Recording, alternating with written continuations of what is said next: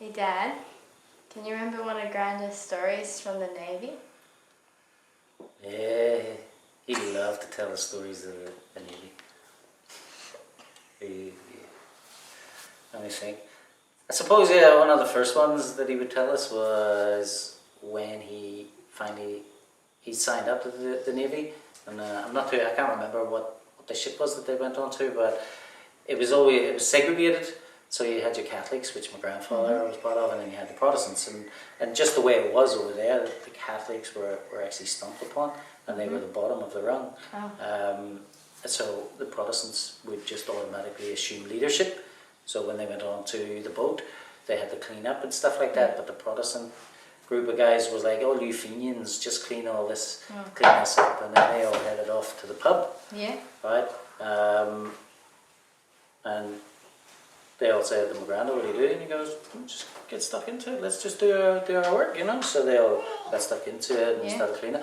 My Granda was a 6'4" style, and he had a lot of his hair combed over. He was just big gentleman. You wouldn't really mess with him.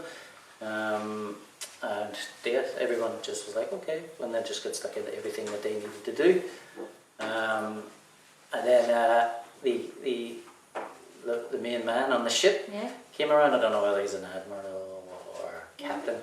I can't remember. Probably an admiral. And he was walking around the ship, so that's his job. He wants to make sure every section is clean, tidy before they hit sail, because they're going out into enemy territories and stuff like that there, and everything has to be ship and proper, as they say. So he come around and he's walking around, and he noticed the crew's a bit light where my Granda was working. So he pulled one of the guys aside, and he was like, "Who's in charge here?" And then he was like, "Oh, I think he just," he says, No, that's not what I asked you. I asked you who's in charge here, now." I goes, "Oh, that would be Andy." And that's what they would call my Granda Anderson, Andy.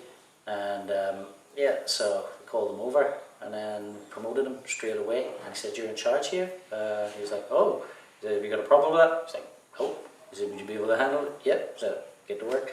So he went and he got to work, and whenever the Protestant side all came back, they were like, "What are you Fenians doing?" I started giving them grief, and he said, "While you were away, I've been promoted, and now you and your guys clean all this up." So he got them to clean it up, and that's what there was none of that Catholic Protestant nonsense. Pretty much in the Navy, when you were on that ship, everybody had to work together, or else when you go to war, it's not a good thing.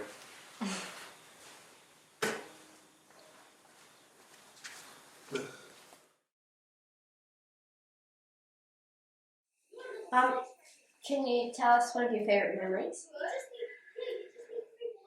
I got lots of favourite memories. It just depends who I'm with, you know. I've got a favourite memory almost with everybody that I spend time with, you know. For random one, I can tell you one about my cousin Brendan. Like, we used to stay out in his house from time to time, and he was big into the army, so he'd have like the full army surplus. He'd have like little flip knives and ninja stars and stuff like that, and he would be really involved in that type of thing. It was a big passion of his. It still is. From the last time I spoke to him a few years ago, but there was like a bowling club, and it was just lawn bowls, and then you had like, it would be shaped like that, where you would work your way up to the clubhouse, and the trick was we had to be the army, and we were trying to sneak our way up with the security lights going on, and that's what we were doing. So we were trying to sneak our way up, and we were up over the top and then down, and we're like waiting, and then people were coming in and out of their cars, and we were pretending we were all camouflaged and not allowed to move until they went, and then when it all got dark again, we started shuffling our way up again, and then we got quite to the top, and then I got all excited because I thought we made it, and he's like, "Stay down, Brian, stay down." And as soon as I stood up, poof, all the lights flashed up, and I was like, "Ah!"